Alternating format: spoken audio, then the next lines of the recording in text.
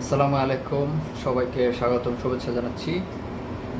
তো আজকের বিষয় হলো তিতুমির কলেজের ছাত্রদের দাবি তিতুমির কলেজকে বিশ্ববিদ্যালয় করার দাবিতে গতকালকে সারাদিন তারা রাস্তা অবরোধ করে রেখেছে। আসলে তাদের এই আন্দোলনের যৌক্তিকতা কতটুকু, সেই বিষয় নিয়ে একটু আলোচনা করব।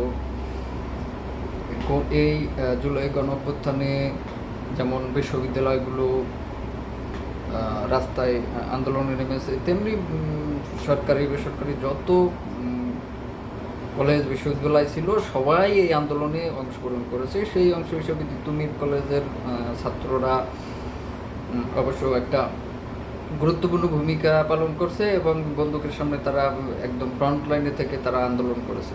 এখন তাদের দাবি হচ্ছে তিতুমির কলেজকে বিশ্ববিদ্যালয় করতে হবে।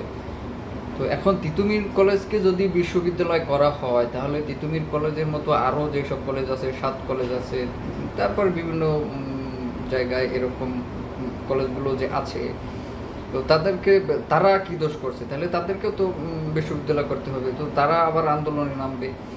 এখন মূল বিষয়টা হচ্ছে যে যারা কিনা এই স্বৈরাচার পতনকে অবশ্য সরাসরি সামনে থেকে নেতৃত্ব দিয়েছেন, এখন তারাই যদি আজকে রাস্তায় নেমে এইভাবে রাস্তা অবরোধ করেন, জনদুর্ভোগের সৃষ্টি করেন, আসলে মানুষ যেই রিক্সাওয়ালা, শ্রমিক বলেন, পথচারী বলেন, তারা আসলে এই আন্দোলনে এই ছাত্রদেরকে সহযোগিতা করেছে। সেই সাধারণ জনগণ, সেই শ্রমিক রিক্সাওয়ালারা আজকে আবার তাদের কর্মকাণ্ডে বিরক্ত। এখন মূল বিষয়টা হচ্ছে যে আসলে আমাদের এই আন্দোলনের যৌক্তিকতা করতে হবে। আমার মনে হয় যে এই তিতুমির কলেজ কিংবা অন্যান্য আরও বিগত দিনে যেসব আন্দোলনগুলো হয়েছে বিশ্ববিদ্যালয়করণের জন্য, আসলে এগুলো একেবারেই অযৌক্তিক দাবি।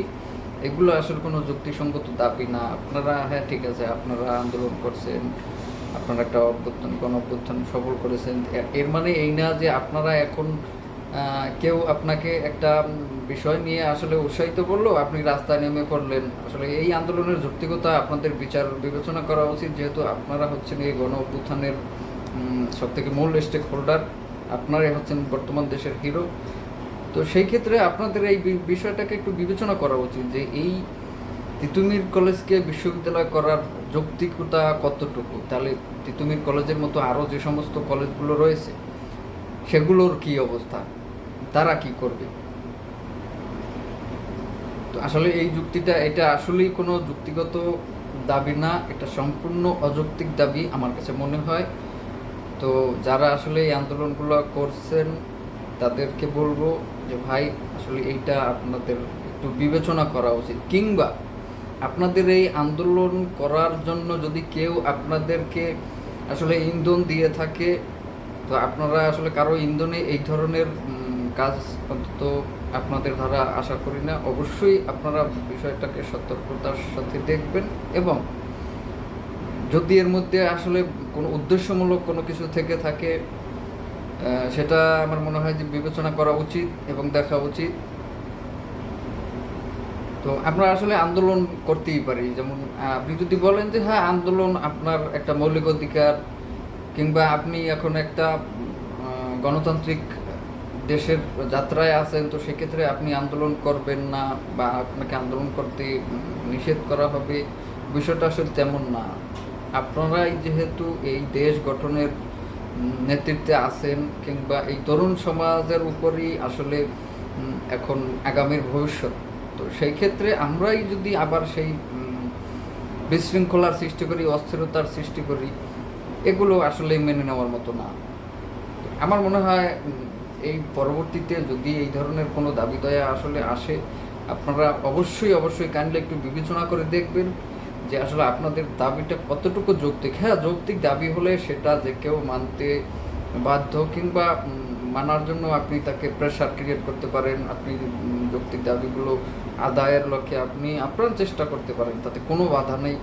কিন্তু এই যে কলেজ সংক্রান্ত, যে এই তিতুমির কলেজকে কিংবা 7 কলেজ সহ আরও অন্যান্য যেসব কলেজগুলো আছে, বিগত দিনে বেশ কিছুদিন এ নিয়ে আসলে আন্দোলন সংগ্রাম হয়েছে।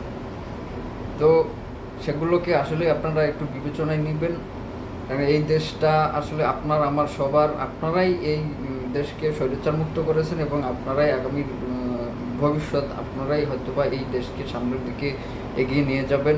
তো সেই ক্ষেত্রে আপনাদের ভূমিকাটা হচ্ছে এখন সব থেকে বেশি, এবং আপনাদের প্রত্যেকটা কাজ, প্রত্যেকটা পদক্ষেপ আসলে ভেবে চিন্তে করা উচিত বলে আমি মনে করি। আন্দোলন সংগ্রাম ভাই বহুত করা যাবে, এবং আপনাদের সেই যুক্তিগত আসলে বিষয়টা আছে কি না, একটা কলেজকে বিশ্ববিদ্যালয় করতে হলে যে আসলে তার কি কি জিনিসের প্রয়োজন, তো সেগুলোকেও তো একটু বিবেচনা করা উচিত, তাই না? আসলে আমরা আমাদের সমস্ত দাবি দায় নিয়ে আমরা আসব, কিন্তু সেইটা সময় সাপেক্ষে এবং সেটা যৌক্তিক হইতে হইবে অবশ্যই, এবং সেটা যেন সুশৃঙ্খলভাবে একটা দাবিকে প্রেজেন্ট করা যায়, যাতে জনদুর্ভোগ সৃষ্টি না হয়, সেই বিষয়গুলো অবশ্যই অবশ্যই আমরা সচেতন।